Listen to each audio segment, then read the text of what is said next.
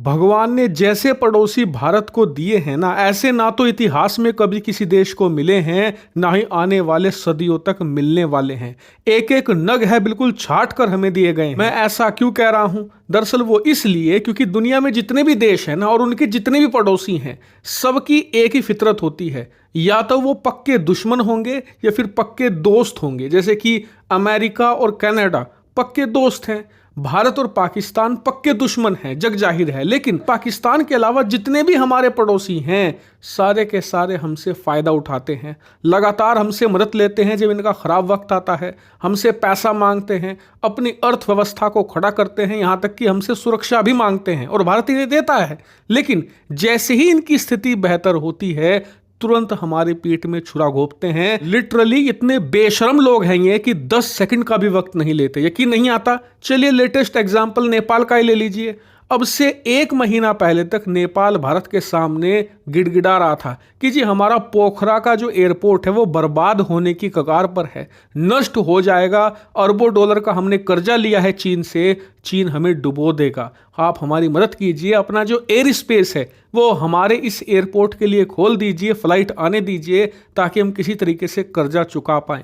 और आप जानकर हैरान होंगे, पिछले हफ्ते ही भारत इसके लिए राजी हो गया। लेकिन जैसे ही भारत राजी हुआ, तुरंत इन्होंने भारत की पीठ में छुरा फिर से घोंप दिया है। कैसे? स्क्रीन पर आप देख लीजिए। खबर निकलकर सामने आई है कि नेपाल की सरकार अपना जो नया 100 रुपए का नोट होगा ना, उसमें जो काला पानी है, लिपुलेख है, लिम्पियाधुरा है, इन तीनों इलाकों को अपने नक्शे में दिखाने जा रही है। जबकि हैरानी की बात यह है कि आज तक इन्होंने जितने भी नोट जारी करे हैं उसमें नेपाल का नक्शा हमेशा होता था, लेकिन कभी भी इस इलाके को ये अपना नहीं कहते थे। लेकिन अचानक से इनके आका चीन का इन्हें आदेश आया और इन्होंने इस इलाके को अपने नक्शे में अब दिखाने की बात कह दी है। और अब नया नोट जब आएगा तो उसमें भारत के इस काला पानी वाले पूरे इलाके को और इन तीनों लोकेशंस को ये अपने नक्शे में दिखाने जा रहे हैं। जबकि इनसे सवाल ये पूछा जाना चाहिए कि चलिए मान लिया कि ये काला पानी वाला और बाकी के जो 3 लोकेशंस हैं वो आपके थे, ठीक है, हमेशा से आपके थे, लेकिन ऐसा क्या हुआ कि 2020 तक आपके नक्शे में आप खुद इन्हें नहीं दिखाते थे, इन्हें खुद भारत का हिस्सा मानते थे।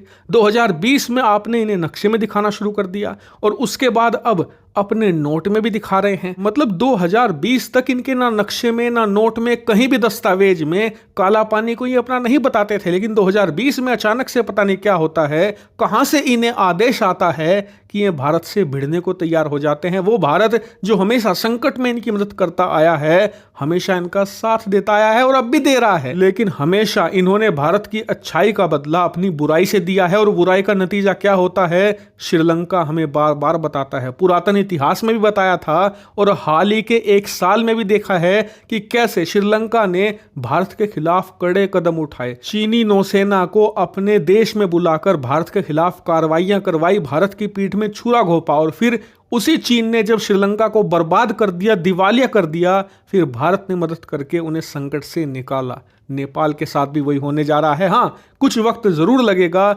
लेकिन नेपाल का हश्र श्रीलंका से भी बदतर होगा, ये आप लिख लीजिए। लेकिन इसी बीच एक दूसरी खबर ये भी आई है कि जैसे ही नेपाल ने ऐलान किया कि वो 100 रुपए के नोट में इस काला पानी वाले रीजन को अपना दिखाएगा, भारत ने इंटरनेट इनका बंद कर दिया है। ये नेपाल की मीडिया खबर उड़ा रही है, जबकि इसके पीछे सच्चाई कुछ और है। दरअसल सच्चाई ये है कि भारत नेपाली सरकार की तरह ओछी हरकत करने वाला ना तो देश है, ना ही हमारी सरकार ऐसी है। हमें पता है कि हमारा स्टैंडर्ड क्या है और किससे किस तरीके से निपटना है। इसीलिए आपको बता दूं कि जो इंटरनेट डिसरप्शन वाली खबर है वो बिल्कुल सही जरूर है। भारतीय कंपनियों ने कुछ हद तक इंटरनेट बंद किया भी है और आने वाले समय में पूर्णतया बंद भी कर सकती हैं, लेकिन इसका कारण ये नक्शे वाली खबर नहीं है, इसका कारण है पैसा। दरअसल ये लोग भारतीय कंपनियों का पैसा नहीं चुका पा रहे। तो बताया जा रहा है कि नेपाल भारतीय कंपनियों का कम से कम $25 मिलियन दबाकर बैठा है, चुका नहीं रहा। ये कम से कम 200 से लेकर 250 करोड़ रुपए बनता है भारतीय रुपए में, और नेपाल की सरकार इसे चुकाने में आनाकानी कर रही है। इसलिए भारतीय कंपनियों ने साफ कहा है कि या तो हमारी रकम लौटाइए, वो भी अमेरिकी डॉलर में, क्योंकि हम नेपाली रुपए में पेमेंट नहीं लेंगे। आपकी करेंसी तो बर्बाद है, हमें अपने पैसे का सत्यानाश थोड़ी करवाना है, इसलिए अमेरिकी डॉलर में पेमेंट कीजिए। लेकिन अमेरिकी डॉलर इनके पास है ही नहीं, इन्हें तो चीन का कर्ज उतारना है। इसीलिए ये अपनी कंपनियों से, जो वहां की लोकल कंपनियां हैं,